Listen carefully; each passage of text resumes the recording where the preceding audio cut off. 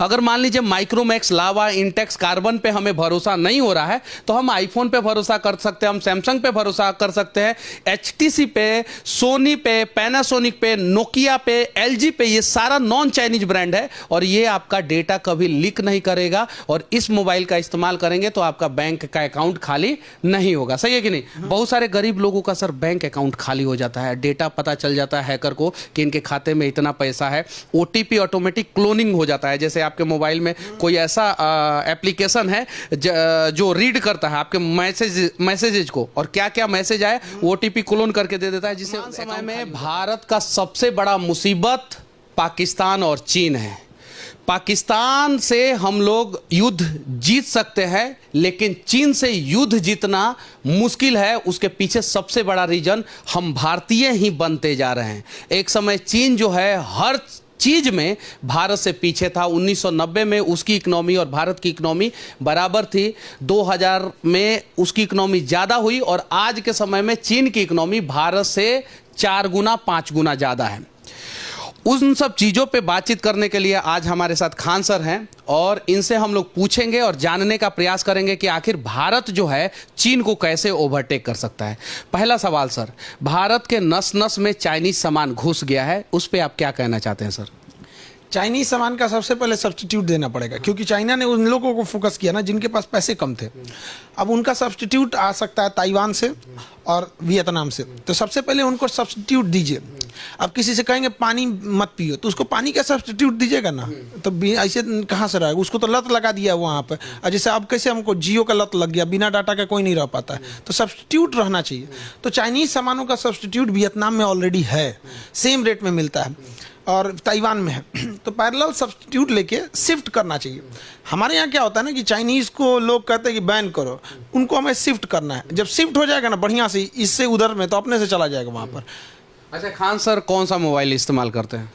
Samsung, ये Samsung है और ये भी है। और बहुत सारे लोग यहाँ पे जैसे हम, ये तो नया वाला सैमसंग है। ये नया वाला है और वो पुराना वाला है, बहुत पुराना। ये पुराना वाला। हाँ पुराना वाला है। चाइनीज मोबाइल क्यों नहीं इस्तेमाल करते हैं? चाइनीज मोबाइल था पहले 1-2 में, मतलब स्टाफ लोग के पास भी था एक, उसमें डाटा लीक बहुत होता है। आपके अकाउंट में कितना पैसा है उसको पता है मैसेज के थ्रू। अब वो उस हिसाब से, उसके हैसियत के हिसाब से सबको बेच दिया। ज़्यादा पैसा है तो बड़ी कंपनियों को भेजा है, छोटा पैसा है तो कम लोगों को भेजा है। आलतू पालतू मैसेज आएंगे, कॉल आएंगे, लकी ड्रॉ हो गया, ये हो गया, ये हो गया, तो काफ़ी डाटा लीक होने की वजह से आदमी चाइनीज को हटा दिया। शायद यही रीजन है कि बड़े बड़े नेता, बड़े बड़े बिजनेसमैन, बड़े बड़े लोग, बॉलीवुड के जितने भी कलाकार हैं वो सभी, साउथ के जितने भी कलाकार हैं वो सभी जो है चाइनीज मोबाइल का इस्तेमाल नहीं करते हैं। नहीं करना नहीं चाहिए, बट क्या है ना कि वो कम पैसे में टारगेट करता है, कम पैसे में काफ़ी चीज़ें दे देता है तो लोग हो जाते हैं। अब वही फालतू कॉल आएगा कि आपके अकाउंट में से अकाउंट नंबर बंद होने वाला है, ये हो जाएगा। वो तो 3000 रुपया कम में चाइनीज मोबाइल जो है 12,000 रुपया में कोई खरीद लिया और सेम फीचर्स का मोबाइल जो है सैमसंग में 15,000 रुपया में मिल रहा है और वो आपका 2 साल में एक बार 10,000 रुपया बैंक खाली कर दिया। लोगों को भी सोचना चाहिए, उनके लिए प्राइवेसी सबसे जरूरी चीज़ होती है। ऐसा नहीं है कि केवल आपके गैलरी में क्या है एक्सेस ले सकता है, आपको नहीं पता चलेगा वहाँ पे, कोई ज़रूरी नहीं। अगर चाइनीज चीज़ों का बहुत पहले, आज से लगभग 7-8 साल पहले EMI नंबर जो होता है, EMI नंबर चाइनीज़ में नहीं थे, तो ट्रेस होना बड़ा मुश्किल था। बाद में उसको काफ़ी ज़्यादा स्ट्रिक्टली किया गया, तो धीरे धीरे जब अपराध बढ़ने लगे तो उसमें काफ़ी, देखिएगा जितना लूप होल रहेंगे वो चाइनीज वाले में ही ज़्यादा रहेंगे वहाँ पे। जब भी कोई भी चीज़ को आप सस्ता कीजिएगा, कहीं ना कहीं तो क्वालिटी से कॉम्प्रोमाइज़ करिएगा ही करिएगा। तो लोगों को भी यही कहते हैं कि थोड़ा सा महंगा देख लीजिए, अपने हिसाब से देख लीजिए, बट चाइनीज का डाटा छोड़िए, ये तो हम लोग आम आदमी हैं। चाइना ने अफ्रीकी देशों का एक संगठन है, अफ्रीकी एकता संगठन, अदीस अबाबा में उसका मुख्यालय है, तो वहाँ बैठते हैं। वो समझिए कि अफ्रीका के देशों के लिए वो UN है। तो अफ्रीकी देश गरीब, तो चाइना ने कहा बिल्डिंग हम बना देते हैं, सारा बिल्डिंग अब चाइना ने बनाया, सब कुछ बनाया। रात में ना अचानक एक इंजीनियर का दिमाग आया कि इसका सर्वर क्यों लोड ज़्यादा दिखा रहा है, तो रात में सारी ऑफिस बंद है, सर्वर पे इतना लोड कैसे? वहाँ से सारा डाटा चाइना शिफ्ट हो रहा था।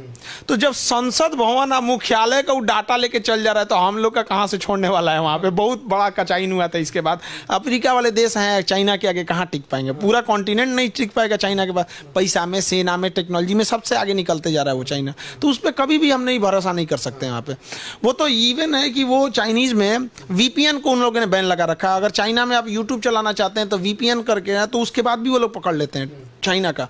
तो वो लोग शुरू से ही उनकी नज़र रही है किसी की प्राइवेसी छीनने की। जैसे हम लोग के आधार कार्ड कैसे होते हैं, चाइना में ना कैमरे लगे हुए हैं, आपका फेस डिटेक्ट कर लेता है कहाँ है आप। चाइना में गवर्नमेंट को पता है, तो आदत सी बन गई उनकी सबके बारे में जानने की वहाँ पर। तो इस वजह से हमारे काफ़ी बहुमूल्य डाटा लीक हो रहा है, इसको नहीं होना चाहिए। बहुत सारी कंपनियों में जो है चाइनीज मोबाइल ऑलरेडी बैन कर दिया गया है हिंदुस्तान में। ये ऑफिशियली नहीं है, अनऑफिशियली है। आर्मी के जवान जो है अपना चाइनीज मोबाइल इस्तेमाल करते हैं, उनका डेटा लीक हो जाता है, लोकेशन लीक हो जाता है, प्रॉपर लोकेशन। गलवान घाटी में जो हुआ था घटना, उसके बाद से जो है सर्वर डाउन हो गया था due to only one reason, China. हाँ, तो ये सारी चीज़ें ना, अभी क्या है ना कि मोबाइल है आपका, केवल डाटा नहीं, आपसे लोकेशन, कहाँ कहाँ से बात कर रहे हैं, लिंक, हर चीज़ हो सकती है उसमें। तो सेना में तो इसको काफ़ी स्ट्रिक्टली रोका गया, खास करके जब ये गलवान वाली घटना हुई थी तब। हालांकि गलवान में आ जरूर गए थे सब लोकेशन देख के ये, लेकिन गए थे तो पिटाइए के यहाँ से सिख रेजिमेंट थी, उधर बिहार रेजिमेंट थे, सब दोनों मिलकर बड़ी मार मारा था सब उन। आज भी याद है उन को। तो अभी तो मौका भी है हम लोग को, काफ़ी डिस्प्यूट हो ही रहा है ताइवान वगैरह में, तो एक तरह से इधर से भी हम लोग को सॉफ्टली शिफ्ट हो जाना चाहिए, चाइनीज को छोड़ के दूसरे पे शिफ्ट हो जाना चाहिए। हमारे यहाँ भी, हमारे देश में नहीं है तो हम चाइनीज को छोड़ के दूसरे पे शिफ्ट हो सकते हैं, क्योंकि अगर चाचा से झगड़ा हो जाता है, हमारे अपने चाचा से, और बगल में उनका दुकान रहता है, तो उससे सामान हम नहीं खरीदते हैं और 3 किलोमीटर दूर बाजार में जाके सामान खरीदते हैं। तो चीन हमारा दुश्मन देश है। अगर मान लीजिए माइक्रोमैक्स, लावा, इंटेक्स, कार्बन पे हमें भरोसा नहीं हो रहा है, तो हम आईफोन पे भरोसा कर सकते हैं, हम सैमसंग पे भरोसा कर सकते हैं, एचटीसी पे, सोनी पे, पैनासोनिक पे, नोकिया पे, एलजी पे। ये सारा नॉन चाइनीज ब्रांड है और ये आपका डेटा कभी लीक नहीं करेगा। और इस मोबाइल का इस्तेमाल करेंगे तो आपका बैंक का अकाउंट खाली नहीं होगा। सही है कि नहीं? बहुत सारे गरीब लोगों का सर बैंक अकाउंट खाली हो जाता है, डेटा पता चल जाता है हैकर को कि इनके खाते में इतना पैसा है। ओटीपी ऑटोमेटिक क्लोनिंग हो जाता है। जैसे आपके मोबाइल में कोई ऐसा एप्लीकेशन है जो रीड करता है आपके मैसेजेज को, और क्या क्या मैसेज आए ओटीपी क्लोन करके दे देता है, जिससे अकाउंट खाली हो जाता है। तो इसके लिए क्या मतलब कि इंतजाम होना चाहिए? देखिए, हालांकि काफ़ी हद तक इसको सिक्योर बनाया जा रहा है, भारत में भी इसमें काफ़ी सिक्योर बनाया जा रहा है, उतने ही ज़्यादा इसमें जागरूक भी रहने की बहुत ज़्यादा ज़रूरत है।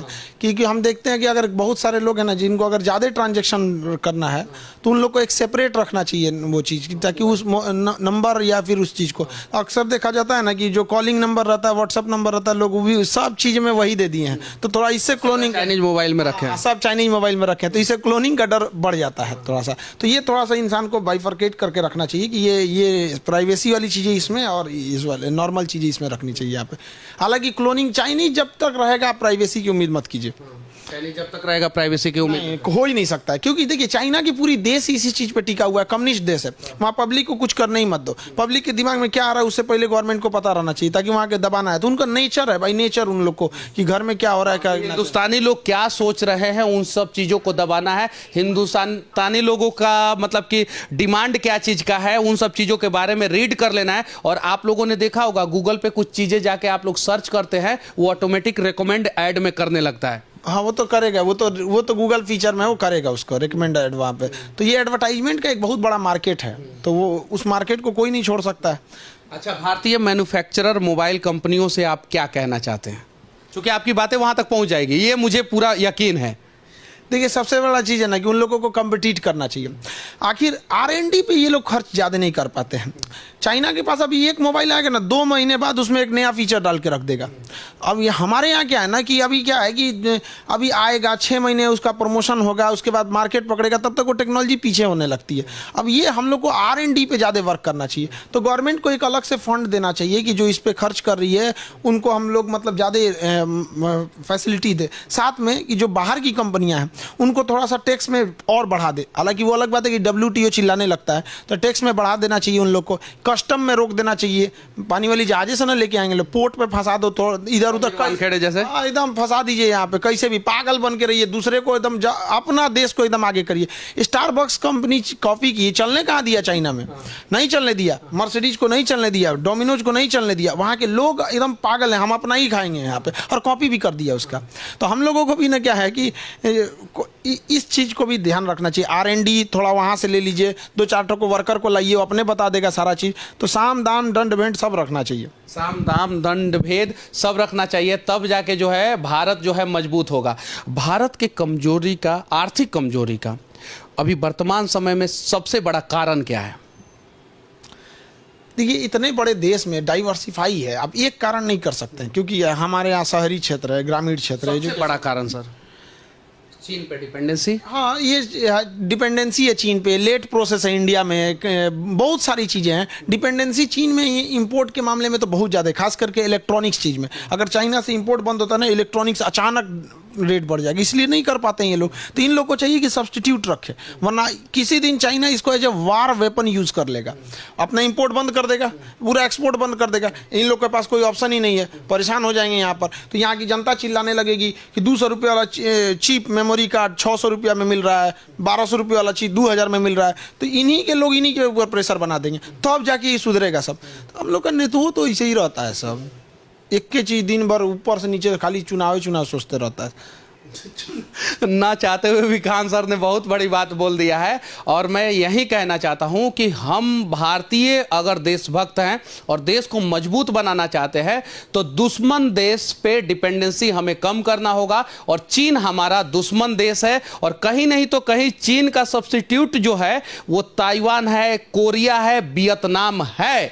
बस भारतीय बिजनेसमैन को जो बिजनेस चीन से कर रहे हैं वो ताइवान, कोरिया और वियतनाम से करें। और कुछ ईमानदार कस्टम अधिकारियों से विनती करना चाहते हैं कि चीन के शिप को जो है आप लोग जो है पोर्ट पे फंसाए रखें। जो एक दिन में माल उतरता है चीन का ना, उसको 4 दिन फंसा दे। अगर आप लोग 4-4 दिन लेट चीन का शिप को करना शुरू कर देंगे, हमारे देश में ऑटोमेटिक चीन का सामान कम आना शुरू हो जाएगा और ताइवान, वियतनाम से हमारे बिजनेसमैन खरीदना शुरू कर देंगे। जैसे वियतनाम से कोई आया उसको तुरंत उतारिए यहाँ पे। आज जो चाइना से आया शिपमेंट में लगा दिए, तुम्हारा शिप में पोल्यूशन ज्यादा है, ओवरलोड ज्यादा, 50 गो नियम कानून टाइम से पेंट नहीं हुआ, ये है वो जंग लग गया। हाँ, कुछ भी नियम क्या है, कोर्ट में जाओगे, हमारे यहाँ कोर्ट में गया तो इसे 4 दिन का 4 साल लग जाएगा। जैसे बांग्लादेश का एक प्लेन जो है, हवाई जहाज जो है इंदौर एयरपोर्ट पे खड़ा है और 4 करोड़ रुपया के आसपास का उसका किराया हो गया, पार्किंग चार्ज हो गया। वैसे ही शिप को खड़ा कर दीजिए, 4 दिन खड़ा रहेगा तो पोर्ट का पार्किंग चार्ज भी देना पड़ेगा ना उसको। लगता है पार्किंग चार्ज पोर्ट का कंटेनर के हिसाब से लगता है कि कितना कंटेनर उस पे लोड है। तो ज्यादा कंटेनर रहेगा ना तो शिप बड़ा छोटा से मतलब नहीं, उसको कंटेनर के हिसाब से उस पे टैक्स लेता है। तो ये चीज होना चाहिए, कुछ छल कपट भी बहुत जरूरी है। हाँ, खान सर कह रहे हैं और खान सर को चाहने वाले जितने भी कस्टम में अधिकारी हैं, विनती है देश के लिए चीन का जितना कंटेनर है कम से कम 48 घंटा उसे लेट कीजिए, उसी में हमारे देश का काम हो जाएगा। सही है कि नहीं सर? धीरे धीरे होगा, एक बार में कोई इतनी बड़ी, चाइना इतना जड़ जमा लिया कि अचानक नहीं ले जा सकते। एक दिन में नहीं हो सकता, लेकिन एक दिन तो जरूर हो जाएगा। एक दिन तो जरूर हो जाएगा। बस यही उम्मीद है मुझे भी और खान सर को भी कि एक ना एक दिन जो है इस देश के देशभक्त पागल लोग जो है देश को चाइना से आगे लेकर जरूर जाएंगे। जय हिंद।